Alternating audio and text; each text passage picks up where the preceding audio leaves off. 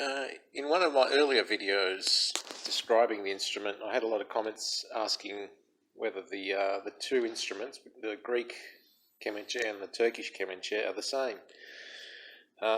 They are, but there are a number of differences, so I'll just do a quick video.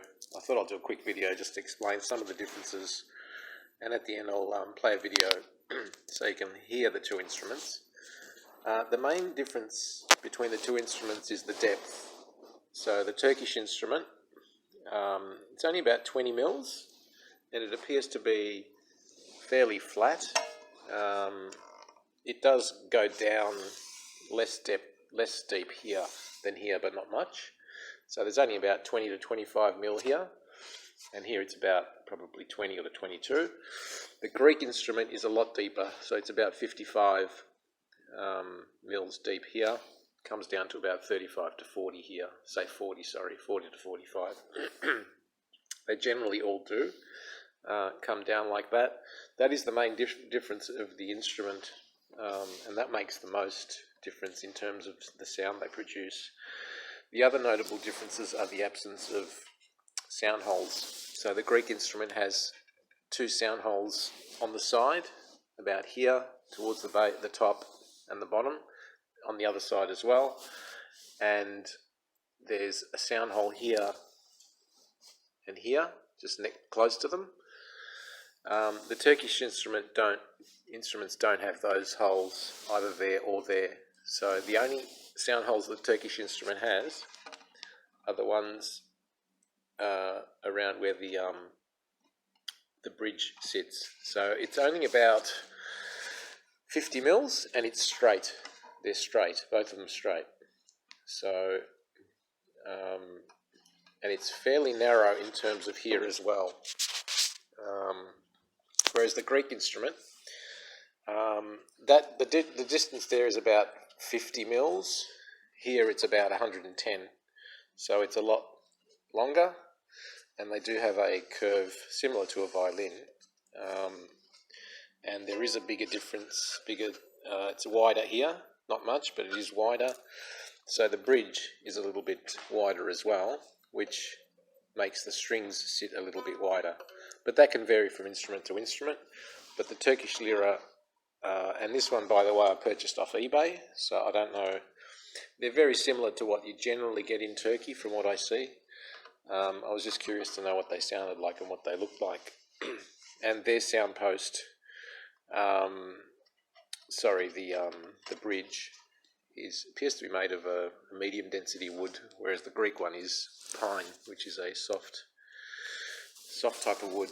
The tailpiece looks really interesting with the Turkish one, really pointy at the end, and the strings are just wound around, tied on, like so.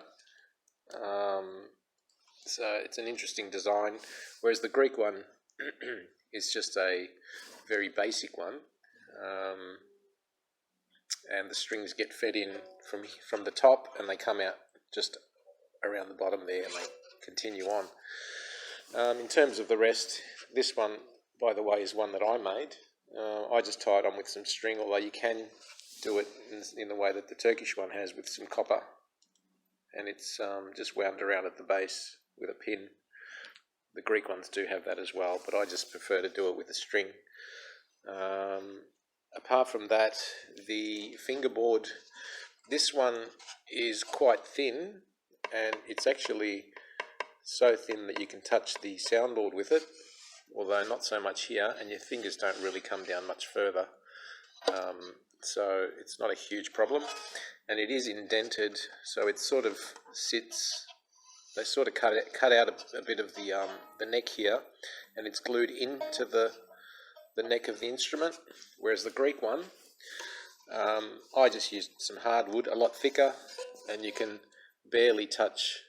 It'll barely touch the soundboard even if you come a lot lower with your fingers, and it's just one piece just stuck flat down onto the rest of the body.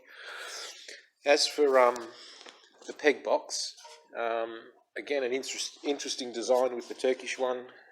It's a lot smaller. I'll just put it next to the Greek one. just so you can see. It's a lot higher from there to there compared to the Greek one, but it's a lot smaller, so you really can't get many fingers in there. And they do have, their pegs have got the slits down the middle, so I think that helps with putting a string in, because there's not much, you can barely put a finger in there, whereas the Greek ones, it's a lot bigger. You can put 2 or 3 fingers in there without a problem. And I just put drill holes around into the pegs, although Greeks do have the slits down excuse me, down the middle as well, so that's not a big difference there. But the size of it, it's a lot more different shape. It's a teardrop shape with the Greek one.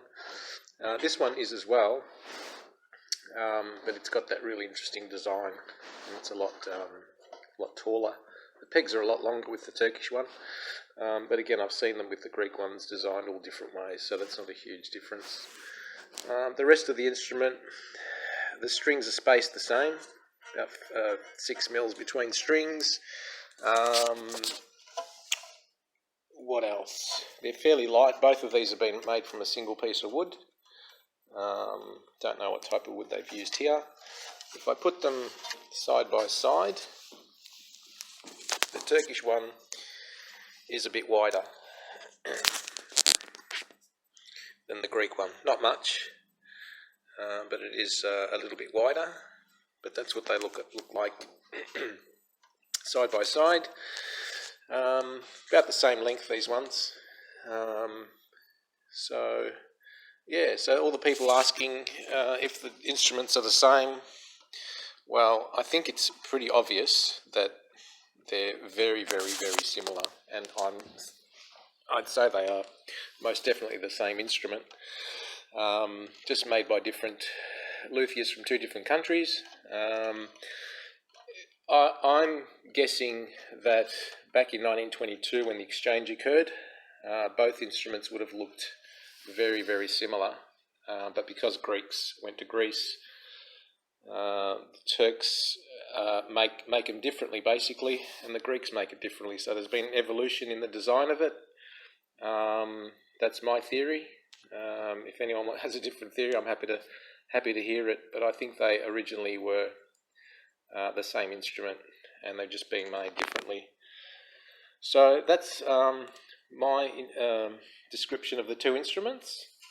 Happy to hear your comments, and I'll play a little bit of a video of both instruments so you can hear what they sound like. Thanks for watching.